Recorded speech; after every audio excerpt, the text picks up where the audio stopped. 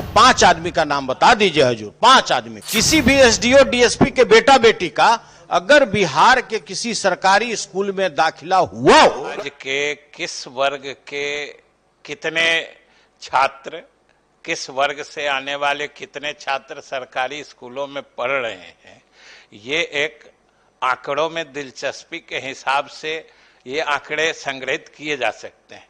लेकिन सरकार ने तो कभी ये नहीं कहा है कि हम विद्यालय आईएएस आईपीएस के बच्चों को पढ़ाने के लिए ही खोलते हैं। हम लोगों के प्राथमिकता में तो गरीबों के बच्चे हैं, जो उनकी पढ़ाई कैसे हो, हम तो उनको पढ़ा के आगे बढ़ाना चाहते हैं जो सक्षम है। और ये आईएएस आईपीएस की ही बात आप क्यों कहते हैं सुनील जी? बहुत वर्ग के बहुत सारे संपन्न, साधन संपन्न लोग हैं जो अपने बच्चों को अपनी समझ से अलग शिक्षा दिलाना चाहते हैं। समान शिक्षा नीति पर अब सवाल उठने लगे हैं। बीते दिन बिहार विधान परिषद में राजद के एमएलसी सुनील सिंह के द्वारा सवाल उठाया गया कि समान शिक्षा नीति में के तहत कह सकते हैं कि क्या बिहार के सरकारी स्कूल अब बेहतर प्रदर्शन कर रहे हैं, तो क्या यहाँ के डीएम एसपी एसडीओ के बच्चे यानी बेटे बेटियां क्या सरकारी विद्यालय में दाखिला ली हैं?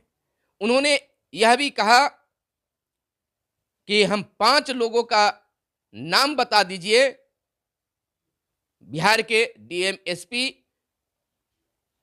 के बेटे बेटियां यानी कि बच्चे जो हैं दाखिला सरकारी विद्यालय में लिए हैं।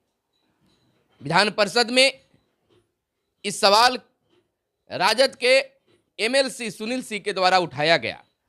सवाल उठाने के बाद ही हंगामा मच गया, कई सवाल उठने लगे।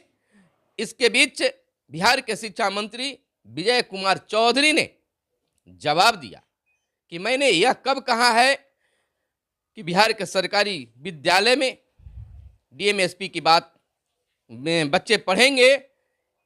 बार बार आपके द्वारा यह प्रश्न उठाया जाता है। सरकारी विद्यालय खोला गया है कि जो चाहे उसमें पढ़ा सकते हैं, किसी को रोक नहीं है। विधान परिषद में क्या कुछ राजद एमएलसी सुनील सिंह के द्वारा प्रश्न उठाए गए और शिक्षा मंत्री के द्वारा क्या उन प्रश्नों का जवाब दिया गया, आप देखिए। लेकिन यह बिल्कुल सच है कि समान शिक्षा नीति, एक समान शिक्षा, चाहे वह गरीब का बेटा हो या अमीर का शहजादा, सभी एक ही जगह पर, एक ही विद्यालय पर अगर पढ़ते हैं, एक ही विद्यालय में दाखिला लेते हैं, तो निश्चित तौर पर जो बड़ी परिकल्पना की जाती है, बड़ा शोध किया जाता है, वो सब शोध एक तरफ, और तमाम लोगों के बच्चे, चाहे वह नेता हो, पदाधिकारी हो या गरीब किसान के बच्चे हो, बेरोजगारों के बच्चे हो, अगर पढ़ेंगे तो उसमें किसी प्रकार की कोई शोध करने की जरूरत नहीं पड़ेगी, बल्कि अपने आप सुधार हो जाएगा। यह मांग बिहार के शिक्षक संघों के द्वारा भी लगातार उठाया जाता रहा है। और अब विधान परिषद में इस बजट सत्र के दौरान आरजेडी के एमएलसी सुनील सिंह के द्वारा उठाया गया, काफी हंगामेदार रहा। आप इसे जरूर देखिए। और जैसा ही बता रहे हैं कि ऑक्सफोर्ड और कैम्ब्रिज से भी ऊंचा पढ़ाई होने लगा बिहार में, भगवान करें कि ऐसा हो। सर ठीक है, जितने DM SP SDO DSP SDPO किसी का भी असेसमेंट कर लीजिए, पूरे स्टेट में 38 जिला है, 9 कमिश्नरी है सर, किसी भी सर आयुक्त का, किसी भी डीएम एसपी के बेटा बेटी का, किसी भी एसडीओ डीएसपी के बेटा बेटी का अगर बिहार के किसी सरकारी स्कूल में दाखिला हुआ हो, तो केवल हमको 5 आदमी का नाम बता दीजिए हजूर, 5 आदमी का। अब इससे ज्यादा हम नहीं बोल सकते। दूसरा सर, चरवाहा विद्यालय का भी एक जैसे आपको सर्टिफिकेट कौन कौन विभाग आके दिया था, नीति आयोग को आप नहीं मानते हैं, लेकिन कौन कौन आकर माननीय मुख्यमंत्री जी को सर्टिफिकेट दिया उसको आप मान रहे हैं, लेकिन आप इसको नहीं मान रहे हैं। बोल लेने दीजिए, इसके बाद आपकी बारी आएगी। बोलिए।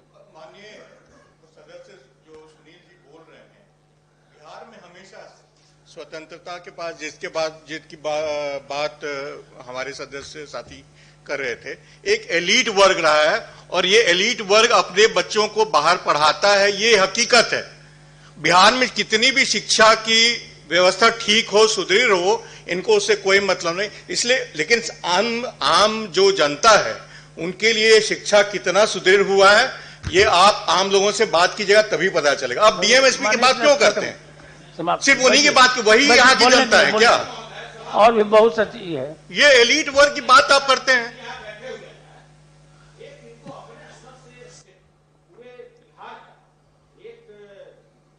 आना चाहिए कि जो आपके पदाधिकारी हैं राज्य में अपनी सेवा दे रहे हैं उनके कितने बच्चे सरकारी स्कूल में पढ़ रहे हैं, बहुत बड़ा सवाल है आपका।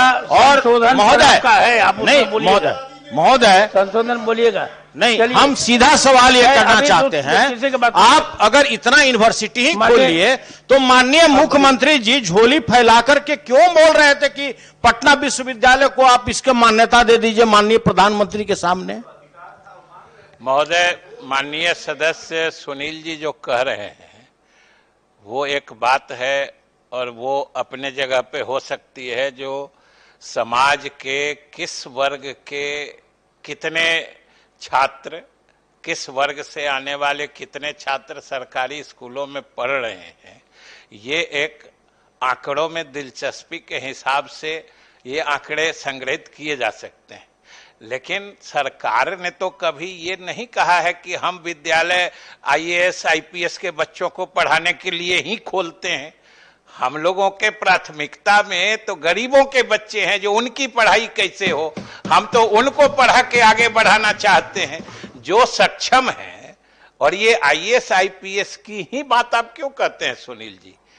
बहुत वर्ग के बहुत सारे संपन्न, साधन संपन्न लोग हैं जो अपने बच्चों को अपनी समझ से अलग शिक्षा दिलाना चाहते हैं। और हम लोगों ने तो सरकार के तरफ से कभी इस बात का दावा नहीं किया है कि सरकार की प्राथमिकता में आईएएस आईपीएस या कलेक्टर एसपी या सुखी संपन्न बच्चों को ही पढ़ाना सरकार की प्राथमिकता है, ऐसा हम लोगों ने नहीं कहा है। हमने ये कहा है कि सरकार की प्राथमिकता हमेशा गरीब परिवारों के बच्चों को जो आर्थिक विपन्नता के कारण नहीं पढ़ सकते हैं उनको आगे बढ़ाना है, ये हमारी प्राथमिकता है और हम उस पर काम कर रहे हैं।